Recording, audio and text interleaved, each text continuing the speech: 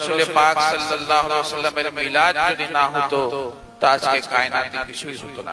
হাদিসে কুদসিতে আল্লাহ তাআলা বলছেন লালা কামালা খালাকাল আফলাক, যদি আল্লাহর রাসূল না হতেন তো আল্লাহ তাআলা এই আকাশ তৈরি করতো না, এই পাতাল তৈরি করতো না।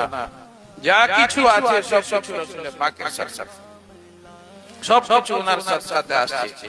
আপনারা যে এই পৃথিবীতে এসেছেন, এখানে বসে আছেন, এই চাঁদ সূর্য পাহাড় পর্বত, এই গাছপালা পশু পাখি যা কিছু আছে কায়নাতের মধ্যে, পুরো বিশ্ব ব্রহ্মাণ্ড আল্লাহ তাআলা তৈরি করেছেন, জান্নাত তৈরি করেছেন, দোজখ তৈরি করেছেন, আরশ কুরসি তৈরি করেছেন, আম্বিয়াকে তৈরি করেছেন, ফেরেশতাকে তৈরি করেছেন, মানুষকে তৈরি করেছেন, যত আল্লাহর মাখলুক আছে 18,000 আলিমকে আল্লাহ তাআলা বানিয়েছেন রাসূল পাক সাল্লাল্লাহু আলাইহি ওয়াসাল্লাম।